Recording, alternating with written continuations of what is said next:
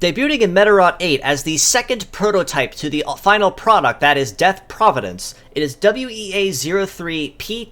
Shisaku2, with a kit of CG Buster, Press, Power Rifle, Tank Legs, and the leg ability of Trap Buster, which auto-breaks any particular traps that are placed on the allied side of your field a certain number of times. Now, being completely honest, the entirety of the Shisaku series has the exact same kit, CG Buster, Press, and Power Rifle, the legs changing out just a little bit depending on which prototype you're going with, but the best way to make use of them is essentially your budget high-power shooting parts, especially in early game where you can pick up any of the Shisaku prototypes very, very easily.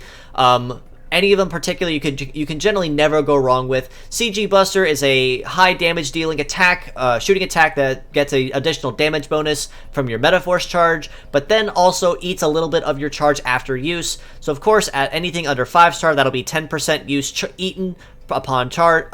firing, but when you cap it at 5-star, you will of course get the highest damage bonus, and it only eats 5% charge. So naturally, pairing that with a Hunter or Sniper nature medal means that you can maintain that Metaforce sustain very easily without it eating into your charge after you build it. Right armor Press honestly makes him perfect for heavy punish, so any opponents that are using 2 or more heavy parts, he can punish very, very easily and cripple them just, equally as easily, and knock them a few pegs down on the pole to make it easy for someone else to come behind and finish the job. Power Rifle is a very high power shooting attack that gets a times 1.5 damage bonus if the legs are intact. So in the case of Shisaku2's overall build,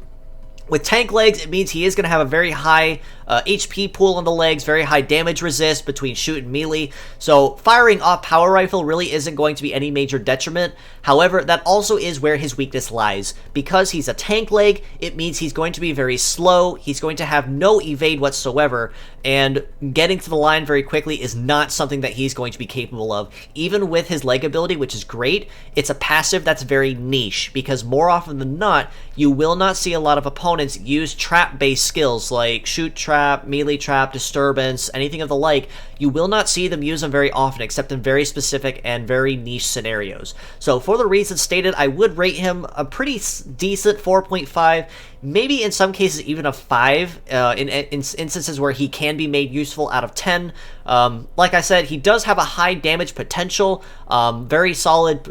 heavy punish as well with the right arm, high damage punish between his head and his left arm, but the legs do hold him back very greatly. And the fact that all 3 of his parts are also heavy mean that it's also going to be rather tricky to make use of balancing those on the build while still having to consider your heavy limit on the legs. As mixed parts, however, as basically your budget high power fighter, for the reason, I would actually rate him much higher at a 5.5 or even a 6 out of 10, in the sense that especially in early game where you don't have access to a lot of high power parts quickly, the Shisaku prototypes can be that budget best friend that you can use until you do get a hold of something. So say for instance in early game, the Power Rifle is probably going to be one of your main sources of damage for shooter types. The Shisaku2 Power Rifle, or even Shisaku's 1 or 3, you can make use of that relatively easily until you choose either to cap it or until you replace it with something else.